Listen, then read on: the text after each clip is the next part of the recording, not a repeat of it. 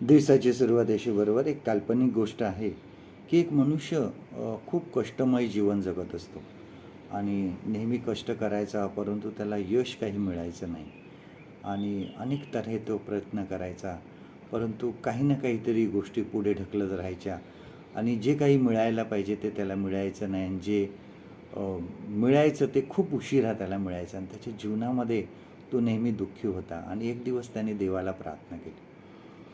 देवाला त्यांनी सांगितलं की हे माझ्या बाबतीत असं का घडत आहे, मलाच ह्या सगळ्या संकटाचा सामना का करावा लागत आहे. आणि देवाने त्याला सांगितलं की एक गोष्ट मी तुला करायला सांगतो. तुझ्या घराच्या मागे एक मोठा दगड आहे आणि रोज तो दगड ढकलायचा, जोर लावून ढकलायचा. आणि हे 1-2 महिने तू असं कर. आणि ह्या मनुष्याने सांगितलं ठीक आहे, आता एवढं केलेलं आहे, देव सांगतो ते हे एवढं करावं. आणि मग तो दुसऱ्या दिवसापासून तो दगड ढकलायला सुरुवात करतो आणि तो दगड इतका मोठा असतो की तो अगदी इंचभरसुद्धा इकडून तिकडे हलत नाही. आणि तरी तो देवाने सांगितलं म्हणून तो प्रयत्न करत राहतो आणि रोज तो अर्धा तास तरी तो दगड ढकलायचा. आणि काही दिवस जातात, महिने जातात आणि एक दिवस तो देवाला प्रार्थना करतो आणि सांगतो की देवा, मी रोज हा दगड ढकलतो, परंतु हा इथून इथे थोडासुद्धा गेला नाही, थोडासुद्धा तो ह्या जागेवरून त्या जागेवर गेला नाही. देवाने त्याला सांगितलं, मी तुला तो दगड ह्या जागेवरून त्या जागेवर न्यायला सांगितलाच नव्हता. मी तुला एवढंच सांगितलं की हा रोज दगड जो आहे हा रोज अर्धा तास ढकलत जा. आणि मग तो मनुष्य म्हणाला, पण ह्याचा काय फायदा झाला? आज कित्येक महिने मी हा दगड ढकलतोय, पण त्याचा काही, मग मला काय त्याचा फायदा झाला? हा दगड तर इथून तिकडे गेलेला नाही आहे. देवाने त्याला सांगितलं, तू तुझ्या शरीराकडे बघ, बघ तुझ्या हातामध्ये किती ताकद आलेली आहे, तुझे दंड किती मजबूत झालेले आहेत, तुझी छाती बघ किती भरदार झालेली आहे. आणि हे सर्व तू करत होतास कारण तुझं शरीर जे आहे हे हळूहळू त्यामुळे मजबूत झालं. आता जे काही तू काम करशील इथून पुढे ते खूप जोमाने करशील आणि ते कामं तुझे सगळे लवकर होतील, भरभर होतील. आमच्या जीवनामध्ये सुद्धा बऱ्याचदा असं घडतं.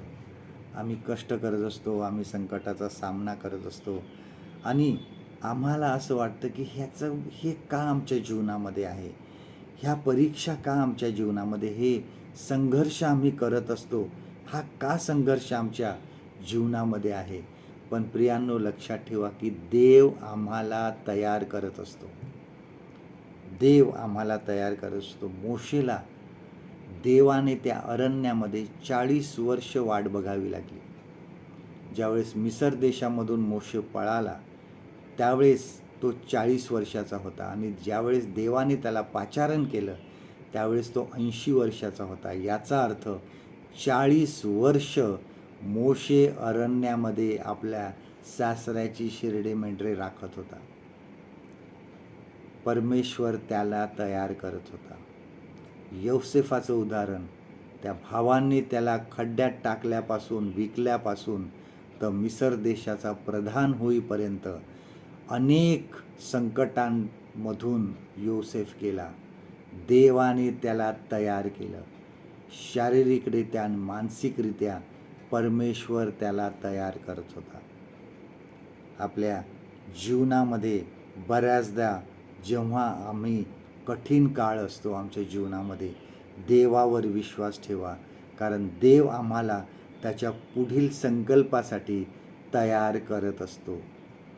आजचं देवाचं वचन आपल्यासाठी हे आहे, प्रेषितांची कृत्य ह्याचा 7वा अध्याय 34वा वचन, book of acts chapter 7 and verse 34. मिसर देशातल्या माझ्या लोकांची विपत्ती मी खचित पाहिली आहे, त्यांचे कण्हे ऐकले आहे आणि त्यांना सोडवण्यात मी उतरलो आहे. तर आता मी तुला मिसर देशात पाठवतो. परमेश्वर करो आजचा दिवस तुमचा आशीर्वादित करो.